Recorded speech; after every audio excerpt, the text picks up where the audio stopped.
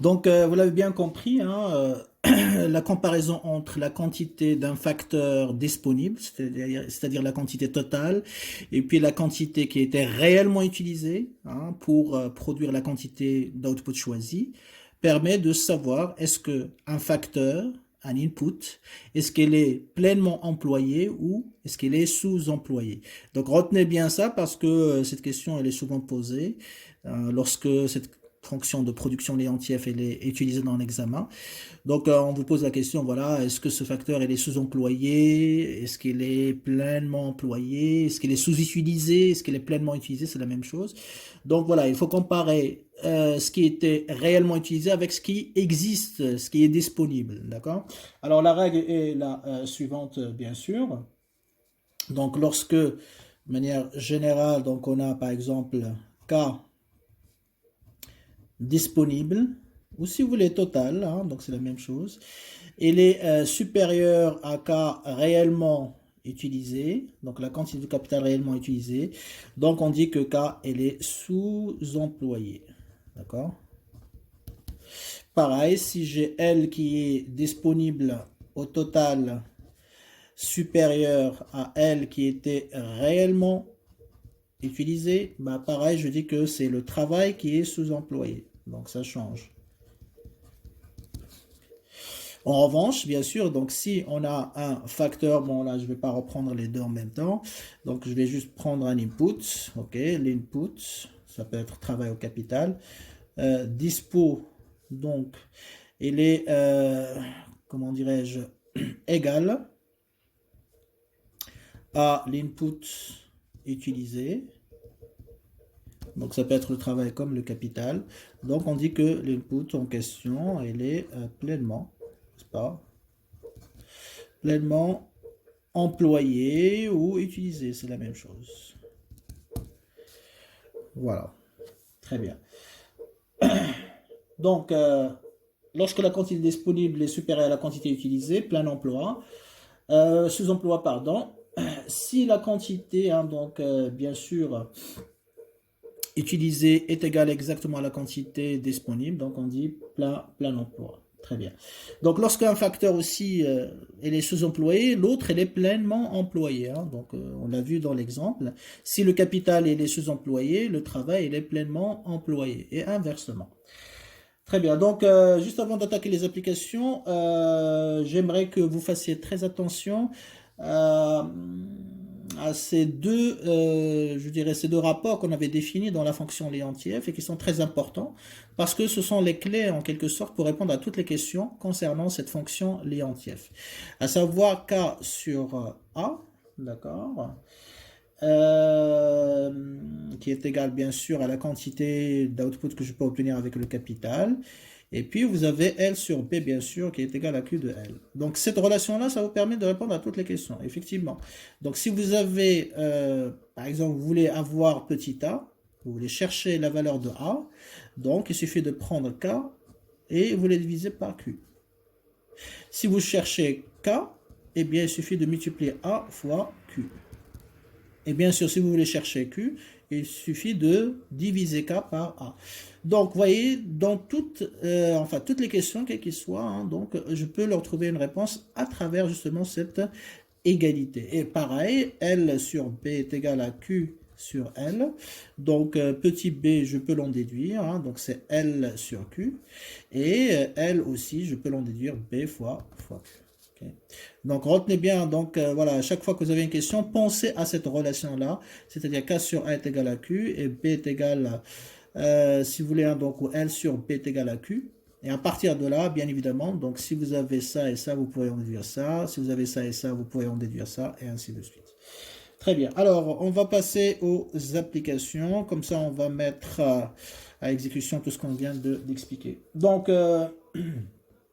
première application, soit la fonction suivante est égale à 4K plus 2L. D'accord. Première question, donner la signification des chiffres, bien sûr 4 et 2. Okay. Donc, je vais répondre au fur et à mesure, comme ça, parce que, voilà. Alors, je vais commencer par la signification des chiffres 4, 2. Donc, qu'est-ce que je remarque? Premièrement, hein, pour donner la signification des paramètres, il faut déterminer déjà la nature, enfin la forme de la fonction de production, la nature, bien sûr, des facteurs, des inputs, hein, ça va de soi. Donc, on a QKL qui est égal à 4K plus 2L. Donc, on a une fonction, qu'est-ce que vous remarquez avec moi? C'est une fonction linéaire, très bien, qui s'écrit mk plus nl. Donc, c'est une fonction linéaire. Ça veut dire que k et l sont la nature et sont parfaitement substituables. Très bien. Parfaitement substituable. Et donc, le premier chiffre hein, donc, qui est associé à K, c'est petit m. Donc, 4, c'est m, et on a donné sa signification. Donc, c'est la quantité d'output que je peux obtenir si j'utilise une seule unité du capital. Donc, 1, 0. Donc, si le producteur utilise une unité de capital, 0 travail, combien il peut obtenir d'output? 4 unités d'output. Pareil, donc pour le chiffre 2, donc 2, ça correspond à petit n, puisqu'il multiplie L. Donc, petit n est égal, donc c'est la quantité d'output que le producteur peut obtenir s'il utilise 0 capital et une unité de travail. Donc, c'est petit n. Très bien. Alors, deuxième question, enfin toujours dans la même application, on nous demande de calculer la quantité d'output maximale pour les combinaisons suivantes: A5,2, B3,0 et C0,4. Donc là, c'est relativement simple parce qu'il suffit juste de remplacer les quantités de capital et de travail contenues dans chacune de ces trois combinaisons directement dans l'expression de la fonction de production. Donc Q de A sera égal, bien sûr, à 4KA plus 2LA, pour dire finalement qu'on remplace les quantités de capital et de travail de la combinaison A. Donc ça fait 4 fois, bien sûr, KA c'est 5, plus 2 fois 2. Donc ça nous fait 20 plus 4, ça fait 24. Interprétation, si le producteur utilise 5 unités de capital et 2 unités de travail, il va obtenir une quantité maximale d'output qui est égale à 24. Je continue, Q de B, c'est 4KB bien sûr, plus 2LB, qui est égal à 4 fois 3, voilà, plus bien sûr 2 fois 0, qui est égal à 0, donc qu'est-ce qu'il nous reste? 12. Autrement dit, si le producteur utilise uniquement 3 unités de capital, 3 machines, 0 travail, il va obtenir au maximum 12 unités d'output. Et la dernière, la combinaison C, c'est 4C plus 2LC. Pareil, ça fait 0 fois 4, plus bien sûr 2 fois 4. Ça nous fait 8. Donc, si le producteur utilise 0 capital et 4 travailleurs ou 4 ouvriers, il va obtenir une quantité maximale d'output qui est égale à 8. Voilà un petit peu pour cette première, je dirais, application qui nous permet d'interpréter, d'utiliser la fonction de production linéaire. OK? Très bien. Alors, deuxième application. Alors, application 2. Alors, là, on va vous donner des mots-clés, c'est très important. Donc, je vais reproduire toute la question. Soit un bien X qui peut être fabriqué, donc produit, soit en utilisant du capital, soit du travail, ou encore un mélange des deux, une combinaison, un mélange des deux, c'est la même chose. D'accord? Très bien. Alors, pour fabriquer, donc on vous donne les détails un petit peu techniques. Pour fabriquer une unité de X, il faut utiliser, donc il faut utiliser soit 2 unités de capital, donc de K, soit 4 unités de L, donc de travail, soit toute combinaison linéaire, n'est-ce pas, linéaire de ces deux quantités, d'accord, très bien. Alors, première question, écrire l'expression de la fonction de production. Ok. Et après, calculer ou donner la quantité maximale pour 6-8, les combinaisons 6-8 et 16-4. Ok. Très bien. Alors, réponse. Donc là, effectivement, hein, donc on est dans le cas typique de questions d'examen. C'est-à-dire, on va vous donner un certain nombre d'indices, d'informations. Et à partir de ces indices, vous êtes invité à chercher l'expression, c'est-à-dire la formule de la fonction de production. Comme on l'a déjà expliqué et réexpliqué, l'expression de la fonction de production dépend de quoi? De la nature des facteurs de production. Ça va de soi. Donc, si je voudrais répondre à cette première question, écrire l'expression de la fonction de production, donc l'expression, je rappelle ici, de QKL est fonction de quoi? Fonction toujours de la nature des facteurs de production, c'est-à-dire des inputs. Donc, je dois déterminer d'abord la nature des inputs et après en déduire, voilà, l'expression de la fonction de production. Parce que si j'ai, par exemple, complémentaire, je sais que je dois utiliser une certaine fonction Leontief. Si j'ai un parfaitement substituable, je dois utiliser Cobb-Douglas. Si j'ai parfaitement substituable, donc je dois utiliser une fonction linéaire. Et une fois que j'ai précisé la forme générale, je vais chercher la valeur des paramètres et comme ça j'obtiens l'expression finale. D'accord?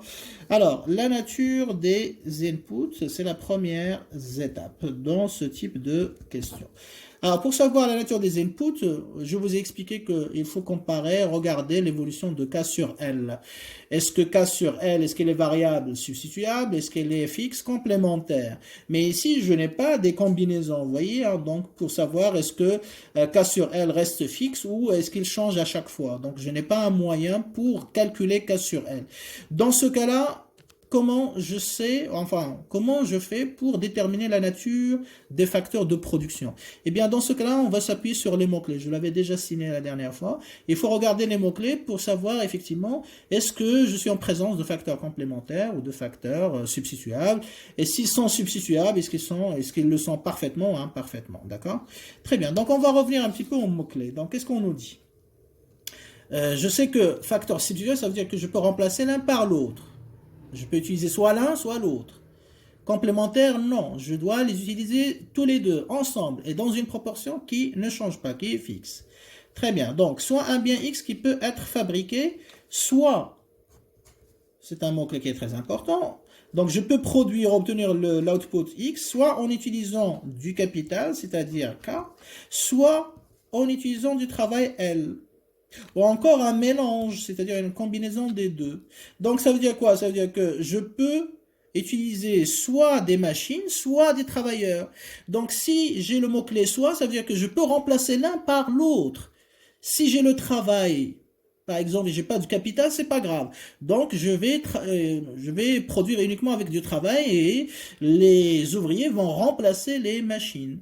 Au contraire, si je peux travailler uniquement avec le capital et les machines, donc les machines vont remplacer les ouvriers. Donc ici, j'ai la possibilité de remplacer l'un par l'autre. Donc le capital et le travail sont remplaçables, donc ils sont substituables. Et effectivement, on l'a dans le mot-clé ici. Donc ici, X fabriqué ou produit, soit avec L, du travail, voilà, soit avec du capital, ok?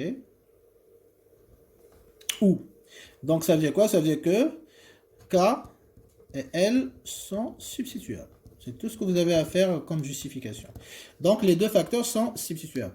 Maintenant, la question qui se pose, est-ce qu'ils sont parfaitement substituables ou est-ce qu'ils sont imparfaitement substituables?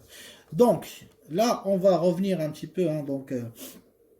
toujours l'énoncé. Donc, première partie, ça nous a permis de déterminer qu'ils sont remplaçables. L'un peut remplacer l'autre. Après, qu'est-ce que j'ai? Pour fabriquer une unité de X, il faut utiliser soit 2 unités de K, soit 4 unités de L, soit, donc bien sûr, ça je vais l'utiliser pour déterminer les paramètres de la fonction de production. Et dernier passage, c'est ça qui m'intéresse. Soit toute combinaison linéaire. Et donc, quand vous avez le mot linéaire, ça vous rappelle quoi? Ça vous rappelle la fonction linéaire. Et la fonction linéaire, ça veut dire quoi? Ça veut dire que les facteurs, ils sont parfaitement substituables. On l'utilise uniquement lorsque les facteurs sont parfaitement substituables. Et donc là, le mot-clé, vous voyez, uniquement en utilisant les mots-clés, pas de calcul. Combinaison linéaire, ça veut dire que K et L sont tout simplement parfaitement substituables. Et donc, à partir de là, donc, voilà, comme j'ai déterminé la nature des inputs, le reste, c'est plus facile. Donc, K et L parfaitement substituables. J'utilise juste les abréviations, on l'avait bien compris. Donc, la fonction de production devient linéaire, bien sûr. Pas de souci. Donc, Q, K, L, et j'écris d'abord la formule générale. Hein, donc, M, K plus NL. Il faut respecter, vous n'allez pas m'écrire AK fois BL. A, B, on l'utilise pour la fonction Léontief. Et donc, j'ai utilisé des paramètres différents juste pour éviter la confusion. Parce que parfois, si on utilise les deux paramètres, les étudiants, ils vont mélanger complémentaire avec parfaitement, imparfaitement substituable. Donc, je cherche à quoi est, je ne vais pas chercher la valeur de K ou de L, mais petit m et petit m. À quoi est égal petit m et petit m. Très bien. Donc, petit m, j'essaie de me rappeler la définition, c'est quoi? C'est une quantité d'output. Combien j'obtiens d'output si j'utilise une seule unité de capital et 0 travail. Alors, je reviens à l'énoncé, d'accord, ici dans la deuxième partie. Qu'est-ce qu'on me dit, hein? Donc, pour fabriquer une unité de X, ça veut dire quoi? Une unité de X, ça veut dire Q est égal à 1, d'accord? Il faut utiliser quoi? 2 unités de capital, donc K est égal à 2. Donc, je mets ici, pour produire une unité d'output, d'accord? Donc, K est égal, il faut 2 unités de capital, d'accord? Et pareil, ici, il faut utiliser donc soit 2 unités de capital, soit 4 unités de travail. Pareil. Donc ici, ça veut dire L est égal à 4, Q est égal à 1. Donc pour produire une unité d'output, donc j'ai le choix. J'ai la liberté. Soit je choisis d'utiliser 2 unités de capital, ou bien sûr, L est égal à 4. Donc, à partir de là, bien évidemment, donc, je vais en déduire à quoi est égal petit m, petit n. Donc, petit m, donc, je travaille toujours avec le capital. Et petit n, je travaille avec le travail, bien sûr. J'utilise le travail. Donc, pour avoir petit m, donc, m, c'est quoi? C'est la quantité d'output, d'accord? Lorsque k est égal à 1, ok?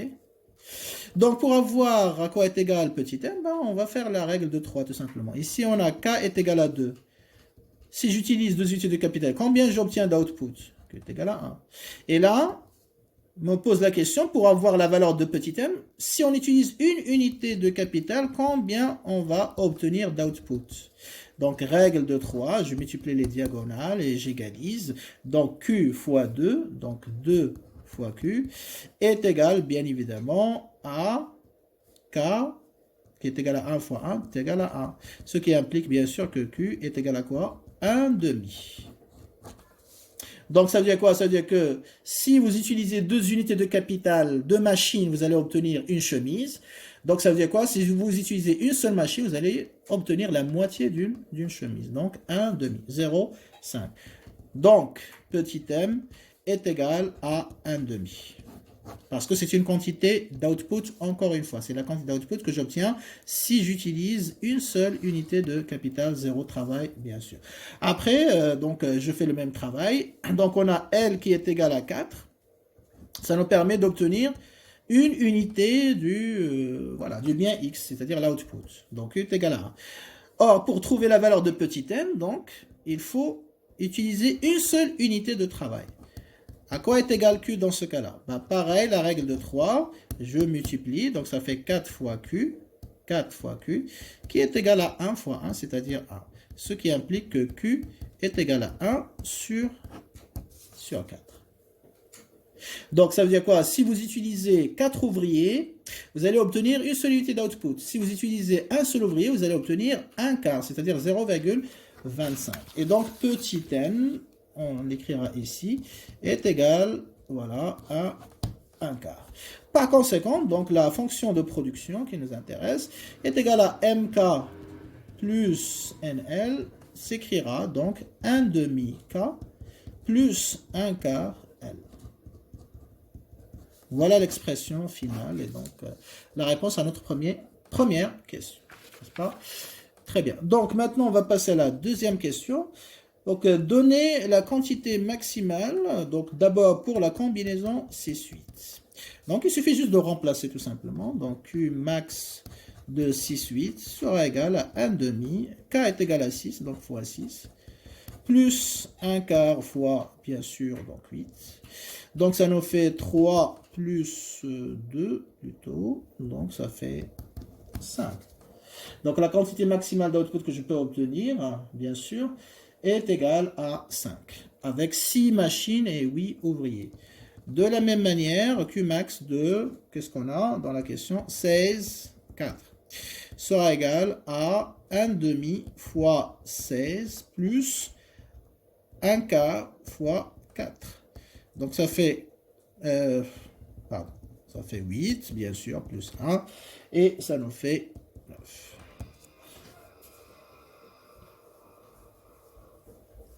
Donc, 16, on a dit, c'est ça. Donc, 16 unités de capital et 4 unités de travail.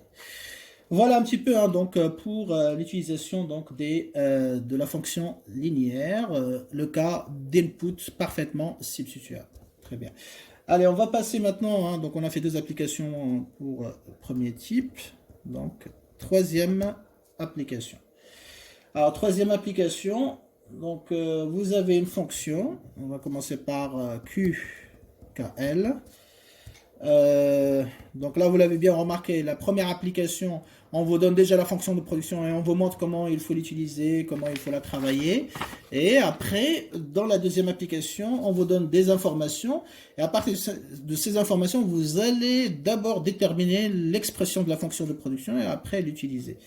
Voilà un petit peu la démarche. Donc, 1 sur 5 et L, 4 cinquièmes. D'accord? Alors, déterminer la nature des inputs. Nature des inputs. OK.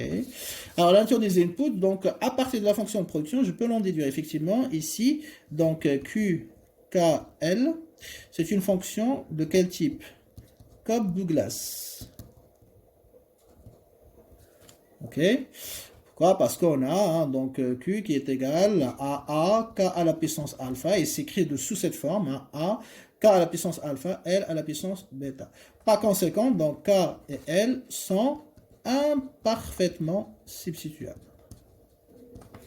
Ils sont imparfaitement substituables. Donc voilà la réponse tout simple. Très bien. Alors, deuxième question, signification. Signification des chiffres. Donc, vous avez 2, vous avez 1 cinquième et puis 4 cinquièmes. Interprétez les chiffres, d'accord? Très bien, donc 2, on l'a vu, hein, donc c'est l'échelle de production, c'est l'équivalent de A, donc échelle de production. Donc 2, il correspond à quoi? Donc 2, c'est la quantité d'output. D'accord, si on me pose la question, qu'on obtient avec une unité de chaque facteur. Donc, une unité de capital, donc A est égal à 1, et une unité de travail, L est égale à 1. Donc, c'est l'échelle de production. Très bien. Ensuite, 1 cinquième. 1 cinquième, c'est quoi? Vous voyez avec moi, c'est l'exposant, donc c'est la puissance du capital. Donc, c'est l'équivalent de alpha. Et alpha, on a dit, c'est quoi? C'est l'élasticité de la production par rapport au capital. Donc, Voilà, c'est alpha. C'est l'élasticité de l'output par rapport au capital. Ça veut dire quoi? Ça veut dire qu'il mesure de combien va varier l'output si le capital donc varie de 1%. Donc si K varie de 1%, eh bien l'output va varier de combien? Pas de 1%. 1% fois 1 sur 5, c'est-à-dire 0,2%. Tout simplement, 0,2%. Donc c'est valable dans le sens d'augmentation comme dans le sens de baisse, bien évidemment. Très bien. Alors, 4/5, pareil, donc c'est bêta, et ça sera quoi? C'est l'élasticité de l'output, de la quantité produite par rapport au travail. Qu'est-ce qu'il mesure? Eh bien, si elle varie de 1%, eh bien, la quantité d'output va varier de 4 sur 5 fois 1%, c'est-à-dire 0,8%.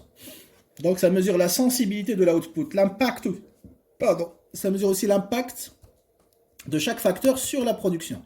Si je dis s'il varie de 1%, de combien va varier l'output, ben, ça veut dire quel est l'impact, hein, de combien, ou enfin, quelle est la sensibilité de l'output suite à une variation du capital ou du travail. Très bien. Alors, donc voilà pour l'interprétation des chiffres. Troisième et dernière question, on termine sur cette séance. Alors, troisième question, combien d'output peut-on fabriquer si on utilise, donc à quoi est égal Q, si K est égal, si on utilise 10 unités de capital et 15 unités de travail. Donc, L est égal à 15. Autrement dit, à quoi est égale la quantité maximale d'output pour la combinaison 10-15. 10 unités de capital et 15 unités de travail. Ben, il suffit de remplacer tout simplement. Donc, Q max de 10, 15 sera égal à 2, c'est ça. K, c'est-à-dire 10 à la puissance, comme on a dit, hein, donc 1/5. Et puis 15 à la puissance 4/5. D'accord? Donc ça nous fait, je vous donne le résultat final direct, donc 27,59. Donc ça veut dire quoi? Ça veut dire que s'il utilise 10 unités de capital, 15 unités de travail, le maximum qu'il peut obtenir c'est 27,59 unités d'output. Voilà un petit peu hein, donc comment on lit la fonction Cobb-Douglas, comment on déduit la nature des inputs et à quoi correspond bien sûr voilà, la signification des différents paramètres. Très bien, donc on va arrêter à ce niveau-là. On va bien sûr, donc je vais vous donner rendez-vous pour la séance 4. On va terminer bien sûr sur les applications. Il nous reste une qui correspond à la fonction Cobb-Douglas. Et puis il y aura, je crois, deux autres, d'accord, qui traiteront de la fonction Leontief. Comme ça, on aura fait deux applications, voilà, c'est des applications de TD bien évidemment. Donc là, on rentre un petit peu dans les séances de TD complémentaires. Voilà, pour chaque type de fonction de production et chaque type de facteur de production.